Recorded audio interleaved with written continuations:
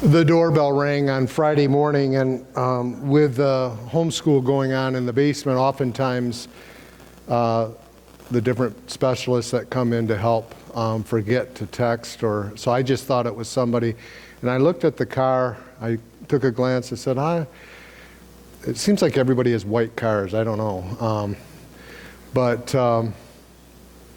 And sometimes there's three identical Honda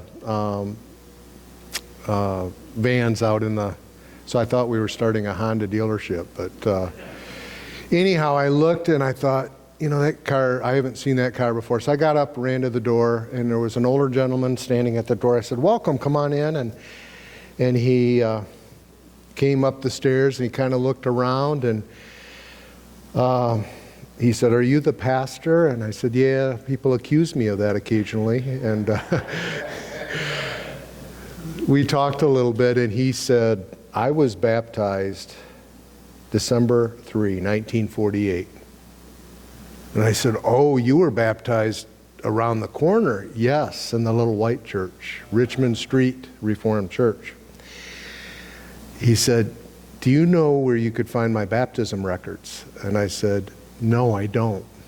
But let me look." And so we sat in the office and could not find them in any of the files.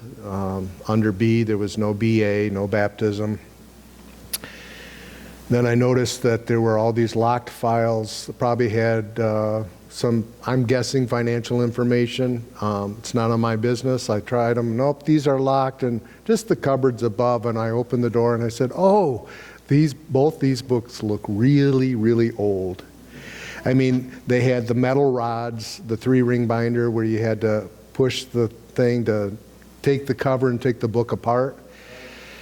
And I found his family's records. Amen. And maybe some of you still remember this family. They didn't go far away. He said, "I think it was 1956 that we left this church."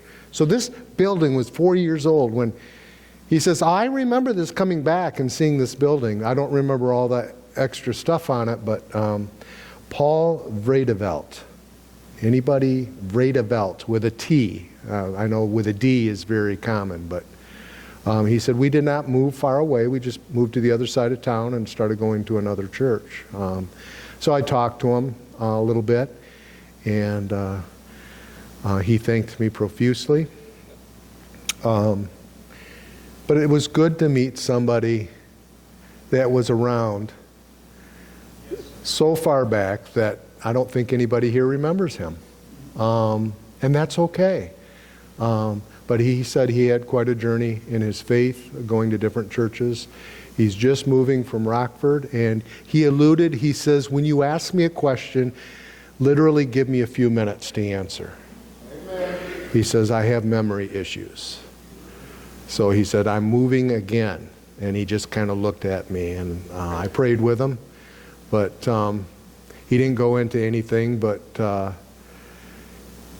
he had this big folder full of stuff, and he added, I said, "Hey, let me write, I'll sign it on the side since it's a photocopy and not the original. Sometimes they won't take that, and I'll put my cell phone number if whoever is looking at it has any questions." So, but it was just kind of neat to go back in time a little bit, looking at those yellowed baptism records. Just remind you that this place was not started out of a vacuum. We've got a long history, and is it true that next year will be our 100th anniversary? Yeah. Wow. Do you remember that, Eddie? When that? No, I'm kidding. Probably after this past week, you feel like you're about 100, right? That warms my heart. I don't know why. It just the continuity, I guess. It touches base with our past. And he said, I was baptized in 48. We left in 56, so I was about 8 years old when we left here. So, and before me was standing a man probably in his early 80s. So, 48, yeah, something like that. We're going to continue on the fresh fruit in the dead of winter. If you are one of those church year calendar followers, today is the first Sunday of Lent. And even though we're not in my sermon series, we're going to continue on with the fresh fruit in the dead of winter. We will do a shorter version of Lent and then Holy Week and Easter. And following Easter, I don't know exactly how I'm going to do it yet, but I'm going to do a series on baptism. Can any of you guess why I would do a series on baptism? Go ahead, speak out loud. That would be nice. The last 2 years, when I fill out the consistorial report, it sounds really important. It is.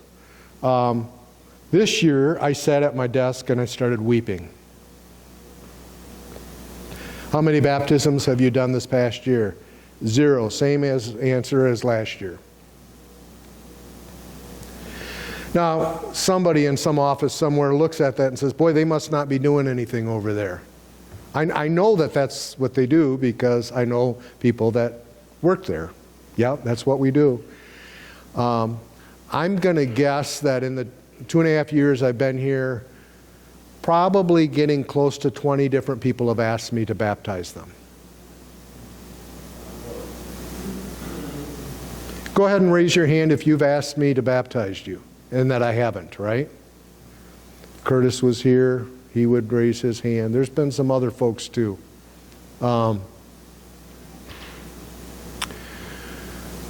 Pray for our council. Pray for our board of elders. We're trying to figure out how to do church for today. And some of our ideas and some of the rules in our book of order imply yesterday's church. Now, we take those things very seriously, don't get me wrong.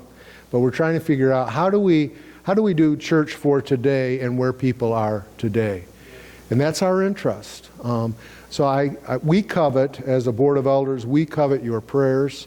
We're in charge of the spiritual oversight of this church. I'm not in charge. The board of elders is in charge, and they have oversight of me. If I start preaching something that's wildly untrue, I have to answer to them, right? As it should be. I want you to take the prayer even a little further.